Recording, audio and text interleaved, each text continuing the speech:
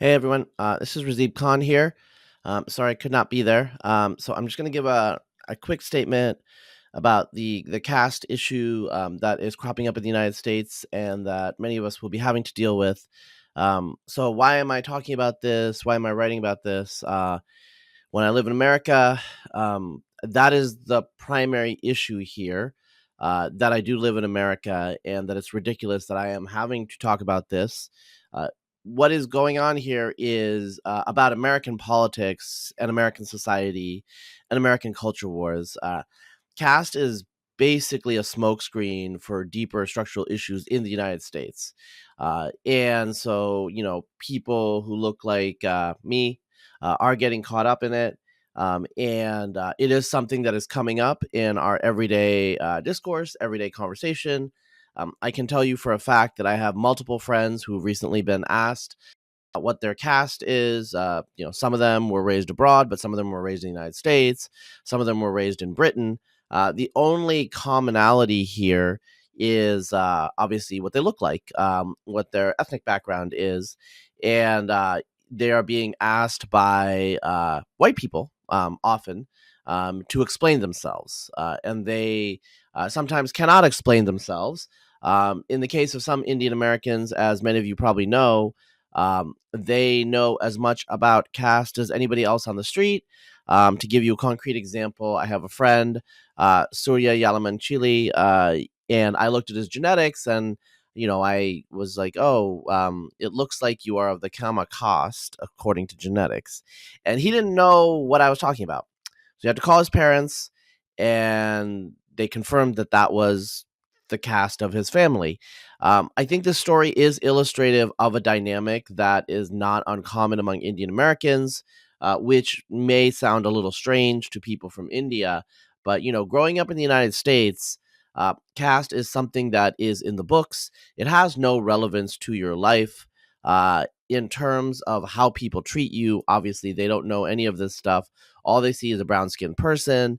Um, you will be lucky in many areas and cases for people to even know which particular country from the Indian subcontinent you are from. They just will not know. Also, people do not understand. And why would they? They do not understand the details of like that there are different religions in the Indian subcontinent. Obviously, given my name, most people who are of subcontinental origin know what my family's religious background is.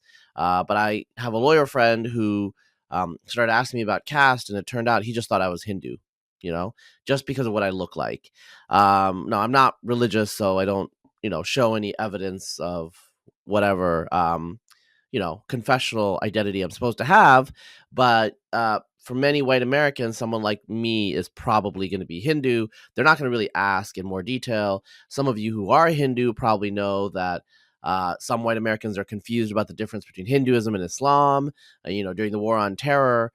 This is what you're dealing with. These are the people and the level of knowledge that you're dealing with. So really, this is in the United States a racial issue. When people are going to be accused of caste discrimination, or they're going to be asked about caste discrimination, they're not going to really look at your background. I've already been asked, even though my family is Muslim and I don't, technically have a caste identity. They just see what I look like. And so, one thing I want to emphasize in this discussion is in the United States, this is a matter of race and ethnicity. It's really not a matter of caste or community as it would be in the Indian subcontinent. It's a totally different social context. And I think that that is critical. And what is happening is after the Black Lives Matter movement, American society has been even more racialized than it was. And Indian Americans are getting caught up in the racialization. Like Bangladeshis, Pakistanis, everyone who looks like us is getting caught up in this. There are some fundamental problems with the Asian American model minority issues and the fact that we have brown skin. Some of us are quite dark skinned. If American society is so white supremacist, how are these brown people succeeding? Like, that's a question, that's a paradox. And one way that you can resolve the paradox is by saying, well, actually they're kind of white, they're white adjacent, which I think some of you have probably experienced, people telling you you're white adjacent, even though you're quite brown. Okay, so we're getting slotted into the American culture wars and the American system of racial hierarchy. And another issue now is they are using the word caste to talk about the way Black Americans are treated. Now, I think the problem here is caste in the Indian subcontinent is a sociological construct that has a lot of subtlety and nuance that does not translate in the American context. But Americans being who we are, what is happening is we are using the word caste, we as in, like, people who read the New Yorker and the Atlantic and write for the New Yorker and the Atlantic, just to give you a concrete example of what I'm talking about. Most of you know about Isabel Wilkerson's book, Caste. She went to India and she educated herself. But really, it's about America. It's about America's history. And America's history is now being imputed on to people in other parts of the world. So understand how Indians and brown people associate with each other. What has to happen is it needs to be integrated and simplified into an Americanized racial system. So in this system, upper caste people, Brahmins, are white, and lower caste people and Dalit are black. And so the goal is to figure out which of us are white and which of us are black. And so, this is where the questions are coming from. They want to know if you're privileged or you're oppressed, and you're going to be treated differently based on that. Now, what I would say is this is just not relevant to the American context. So I think most of you who live in the United States can understand what I'm saying. There are no, I mean, unless you count Cupertino or Edison, there are no South Asian, Indian, subcontinental Desi ghettos in the United States. We mix with the rest of the population, and we're viewed as, frankly, somewhat of an amorphous, just like just bunch of brown people. Like, it's not Gujaratis or Bengalis or Tamils or whatever, or Pakistanis or Indians. It's just you're brown and you're South Asian, and you're probably not Arab, but maybe you are. I mean, this is the level of knowledge and ignorance that we're having to deal with. So we have to educate ourselves about what we're confronting, but we also have to educate the public. We need to educate the elites. Some of you have probably been tracking the Cisco case extensively. There are multiple journalists now who have written about the Cisco case in different fora, like Reuters, and whatnot, and Bloomberg. The issue here is one singular case, which is now dismissed. And this case, most of you probably know more about it than I do in terms of the principles. I would just say that it seems like an unjust railroading. American discrimination law is very, very Kafkaesque. And so once the accusation is made, it's almost, unless you want to spend a lot of money, you're guilty until you're proven innocent. And so I think that's what was happening there, if you want me to be honest. But now this case is used as illustrative of an entire dynamic among people who look like us. Now, people who look like us are very diverse in our backgrounds, in our professional context, and also, whether we're second generation or first generation or whatnot. So it's really hard to generalize. I know people who, you know, uh, came from India relatively recently, and they still socialize with people from their own same region, often but not always from their same caste, but really same region. That's the primary thing that I've seen. And a lot of it has to do with food and language and whatnot. Then there's people like me, and a lot of Indian Americans that I know that are my friends, where, we're pretty Americanized because this is where we grow up. Um, we marry people of other races, our children are mixed. So this idea of caste and community doesn't really apply. Like, we have some other concerns. And so it's a little ridiculous to ask us even about things that have never touched our lives. Like, we were more often, there's racial discrimination and harassment happens, and I think a lot of you know exactly what I'm talking about. And it doesn't come in the form of what caste you are. It just comes in the form that you're brown and you're a terrorist, or all of these sorts of things. These are the concerns that are in America.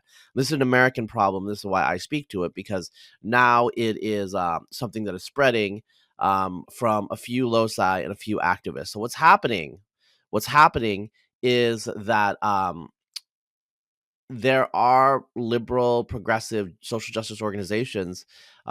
They are being told that there's a pervasive problem. They have no ability and no way to actually identify if there is a pervasive problem, but they trust people who present information in a framework and a paradigm that they understand. So what they're being presented is that this is a paradigm very similar to the black and the white paradigm. And there are these upper caste oppressive people in the United States, and they are oppressing the lower caste people. That is something that Americans can understand, American progressives can understand, and that is actually what's happening in terms of caste in the United States. What needs to happen is we need to fight the narrative. What we need to do is basically strangle the baby uh, in the bathtub, because it's a baby right now. It's not that big of a deal, but the narrative will grow stronger and stronger if you don't push back. And so we have to push back as strongly as possible. We need to push back with statistics. We need to push back with narratives. We need to push back with rhetoric. We need to push back with our own real experiences, right? And I do think we need to fight with facts. We need to collect more facts. We need to collect more data. Equality labs cannot be the only data out there. Most of you know it's a problem with snowball sampling. We don't need to get into the details. There are some other research. The Carnegie Foundation has a good survey. I think you guys know. We need to know all the facts off the top of our heads, and then we need to explain logically why the critiques and the arguments do not work in the American context. And I don't think that they do.